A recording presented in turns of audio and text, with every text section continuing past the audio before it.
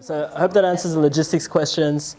Maybe I'll pass it over to the audience if they have any broader or specific questions. Yeah, so does anyone have a business problem that they're having right now that they'd like Ahmed to help them figure out? No guarantees, guys.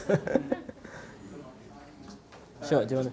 Recognising that startups have limited budget to begin with, there is a choice that goes as opposed to focusing inwardly, try to grow your idea yourself, or there is a choice to collaborate or JV to sort of leverage other people's expertise so that collaboratively you offer something that is far greater than the individual sum of the parts. Have you ever, what's your thoughts of that in the early stage of your journey, or did you go down that path? That's a really good question. So to summarize, it's should you leverage partners and joint ventures early on and build into their resources as you continue to develop and grow, or go down your own path and develop to grow? I think it has to be contextual, so it really depends on what you're working with. If you have some sort of new IP that the world has never seen before and you know that it's going to be a game changer for all these large corporates, I would probably continue to build by myself and leverage them for corporate investment. And a lot of the questions that you're asking, they depend on a personal choice. So I think when you start the company, you have to decide what you want that company to be, the values it stands for and what it means, and that defines your journey. Because if you want to be really ambitious and shoot for the stars and build multi-billion-dollar companies, the chances are you're going to need external financing, which means that it already sets your path down the venture capital private equity path.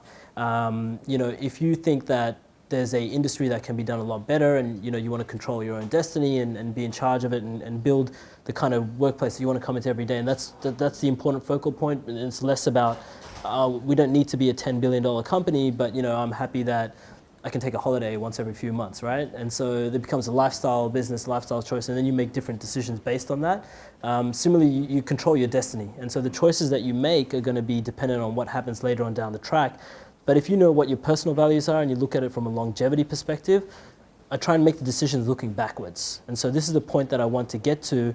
Does this decision today help me get there or move me further away from getting there? And so would a JV, depending on the different controls you give up, or all sorts of different things, like what's to stop them from taking the technology and running with it in a much larger market if you do it too early versus doing it a little bit later. There's so many different variables that decision would have to be made at that point in time, taking into account all those things and working backwards from the end point.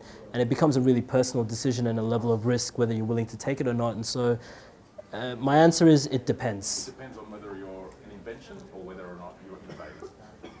That is a factor. That's a very strong variable around that, which is, what exactly is it that you have and that you're creating and you're working on? If it's some sort of new type of software that's going to help employees work better together, and you do a JV with, say, Suncorp, and they roll it out across all their employees, that could be very interesting. It could be very worthwhile. If you waited a little bit longer, got a use case, got 100 people loving it within the corporate system themselves, and you did a straight B2C approach, Suncorp might buy the company later on down the track. You might IPO, and so the end goal matters around how you think and approach that. But there is lots of different ways to get there, and so I think there's a start point, there's an end point, and there's 100 different ways to get there. And you have to decide the path on you want to get there. I try and go on gut feel, and so if I meet the JV and I like the partners, I trust the partners, I think they've got good integrity, I would choose to work with them because it makes life a little bit easier. If I get the wrong feeling, then I'd probably just continue down my own path and control it and go from there. Also, sort of part two of that question. So I'm now stuck on the part of a tech founder, and I'm looking at, I like people overseas. I think it's awesome as well. That's my sort of gut feeling. But the cost of an engineer here is $150 plus GST. Exactly the same skill set in overseas country, $15. So I can get 10 times the amount of work done, or 10 times the amount of people, resources, whatever you call it, by taking the risk. But obviously that also involves some risk. So again, is it a personal thing that you do, or what would you do if you had that same challenge where something somewhere is 10 times more affordable? So again, to answer it better, a little bit of context. I think the question is it do you outsource your development, or is it do you relocate your company to where it's more cost effective to run it? With zero budget, so it's about giving away equity Yep. to a tech a technical team Yep. that can help deliver Your outcomes? Yeah, your outcomes. Is it better to take it abroad or is it better to do it locally? Obviously better here, but it's 10 times the price. I see. So the question is, do you go for price? The way I look at things is in a triangle, right? You can either have price, quality, or speed. You can't get all three. You got to pick 2 out of 3, right? And so you're going to lose somewhere. And so I think it just depends on the circumstances. And so if you're in a situation where you don't have the equity to give or the resources to bring someone on board, that's the costing factor. You're going to have to look abroad, and then you try and do it from quality and speed, and try and find the person that's going to help with that. I think it again comes down to your personal decision when you're building for longevity. What does that company look like at the end goal? And working backwards from there and being able to decide whether making that decision today, how is that going to affect you? Is that something that, well, we want to hit a certain milestone and then we'll have the resources, the revenue to be able to bring that team in-house, and that'll continue down this trajectory because that's where our market is, that's where our customers are, and is this a temporary solution to get you to a certain milestone? Or is that where you see the company scaling and growing and getting to where you want to be? So again, the answer is it depends. I'm sorry I can't be really specific without knowing the context of the company and the circumstances, which we'll take to cover. So I would base that decision on the resourcing that I have on hand today. If the option is you either quit and go home and it's done, or you outsource and you can continue to get to where you need to be to hit the next milestone, obviously I'll go with the overseas option, build it out cheaper, but get a really, really good quality product, prove it out with customers, hit certain milestones, bring in the resources that I need to bring on people in-house and get them excited. So if you're trying to convince a CTO to come on board and join the company, it's not enough now to just say, hey, we're going to be the next Google and come on board. Come with substance and say, hey, I've done my part. I'm a non-technical founder, but look at all these different goals that I've smashed. I've gotten signed up 5 companies that are willing to, huge big brand names that are willing to trial this out. We've got, XYZ. I've done the research. I've done the framework. Make yourself useful and show them, and they'll buy into that vision and they'll buy into that execution. And that's what you really want to get across the line, because it's not enough just to have a great idea, because everyone's got great ideas. Only a few of them are successful. Cool. Ahmed, as far as finding an investor is concerned, I realize that intellectual property and patent is an important part of it, that perhaps in your business it wasn't as important. Yeah, this is... If you don't mind, I will explain a little bit Sure. further so you answer probably the question. And that is that when you are presenting your prototype product, drone safety, for example, or passenger drone, that's my part, that I will probably let you know a bit later. But how can you qualify an investor? You remember you said in Los Angeles you had 4 investors and you're saying, oh God, are they going to invest or not? And then the 5th one you were lucky. But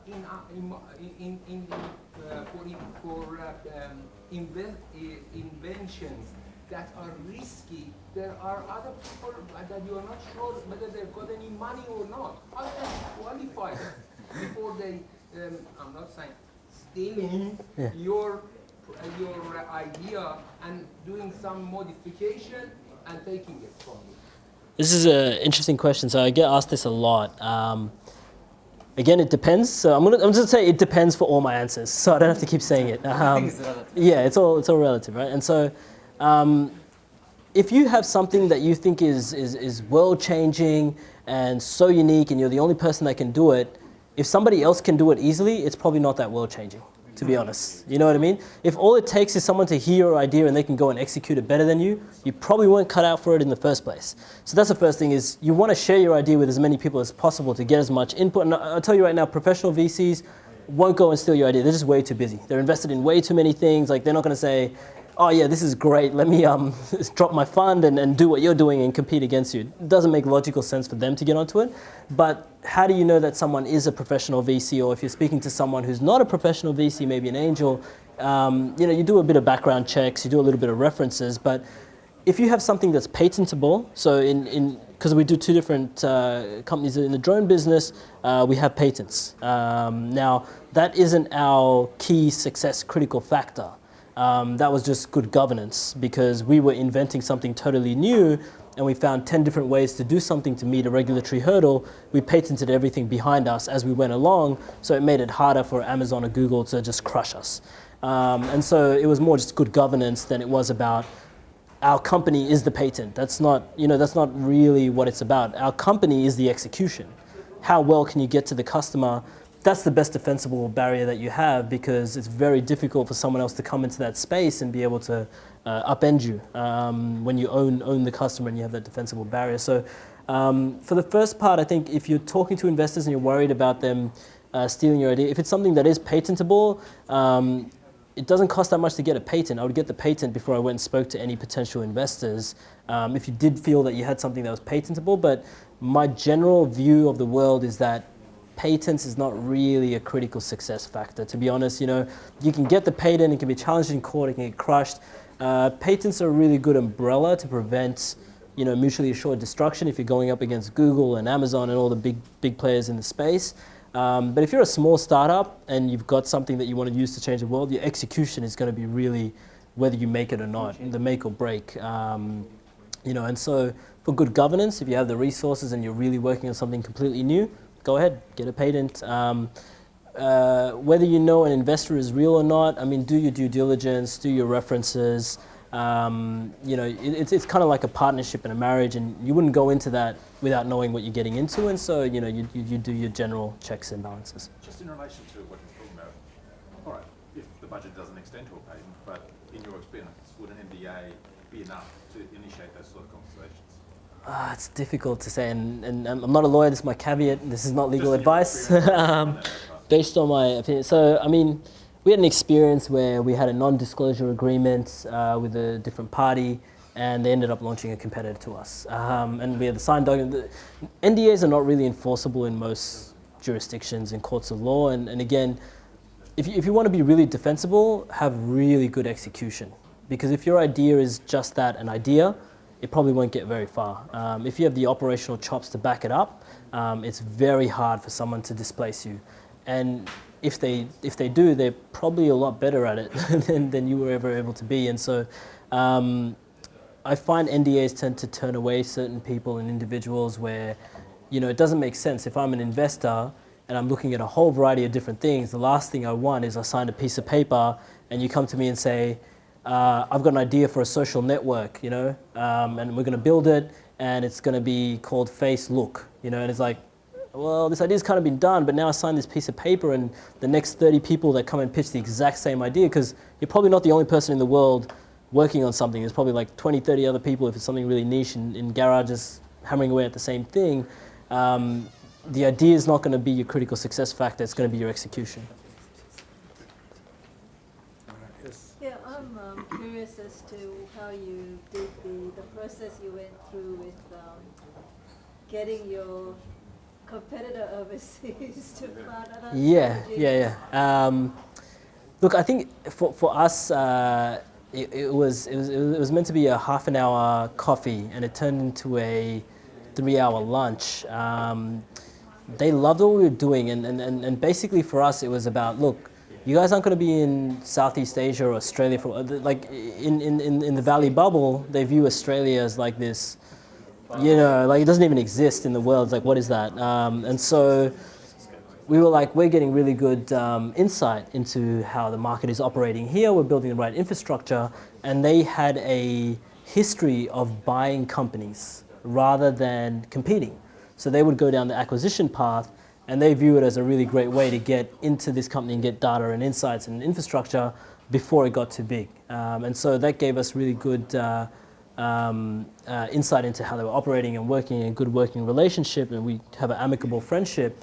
But they viewed it as like, well, we're not going to do this market for a very, very long time, and if we do this market, we're going to do the infrastructure spend and everything else. We'd rather know what's happening in the space and who the best people are operating and working in that space.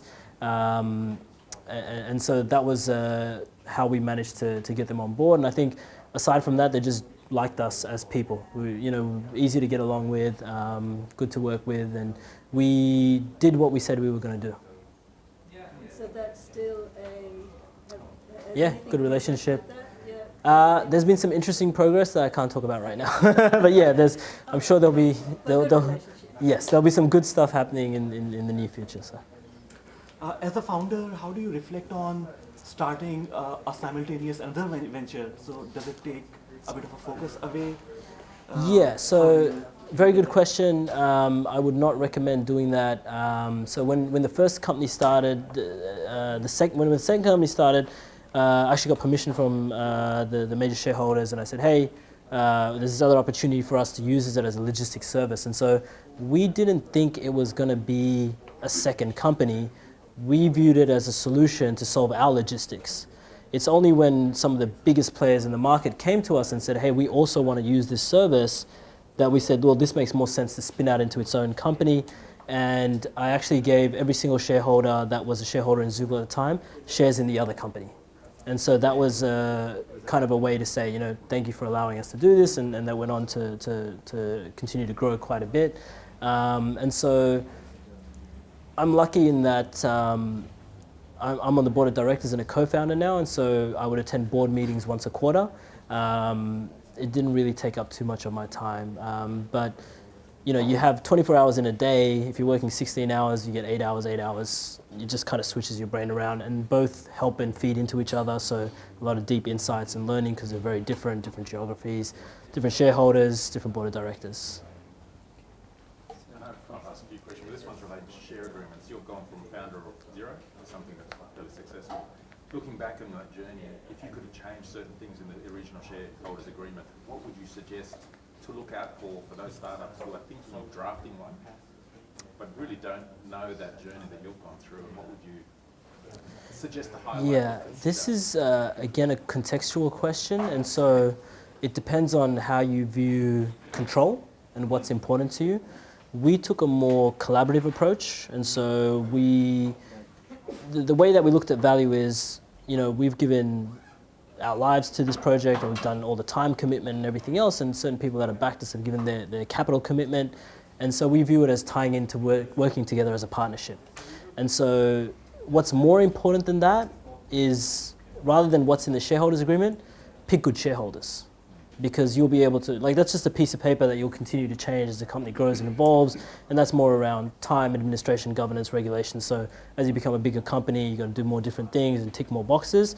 But if you pick the wrong shareholder, you're going to have problems no matter what's in that document from day one all the way through. And so it's really hard to walk away from money, especially as a startup when you need it, if it's the wrong person. And we've done this before, where we had a term sheet when we first started for $600,000, and we had a term sheet for $200,000.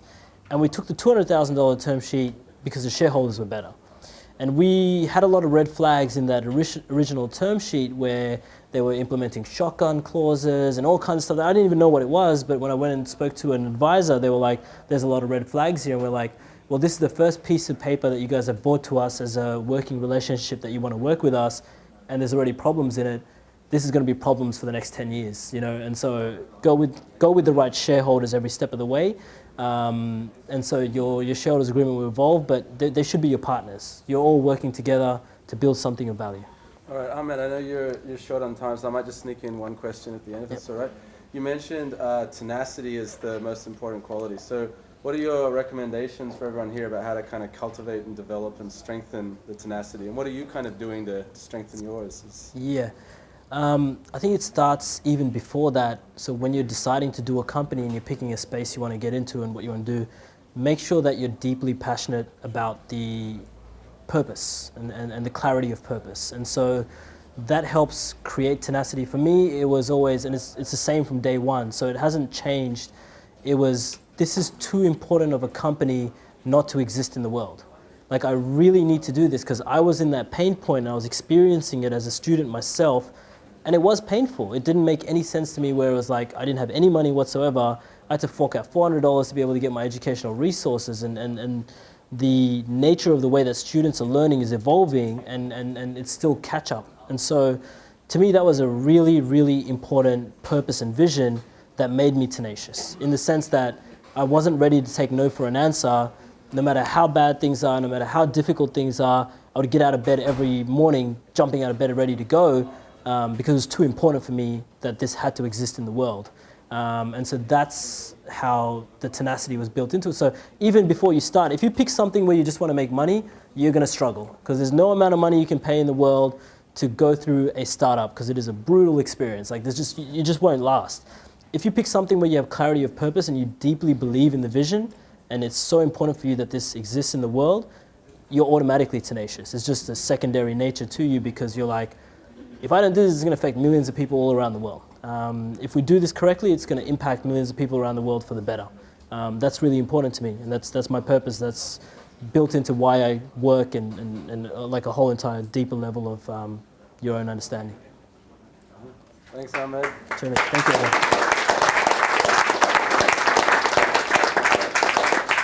Well, I think we've all learned a lot here today. I know that one of the things I have to do after this is call the person running the Gucci store in the city and warn them they're about to be swamped by founders.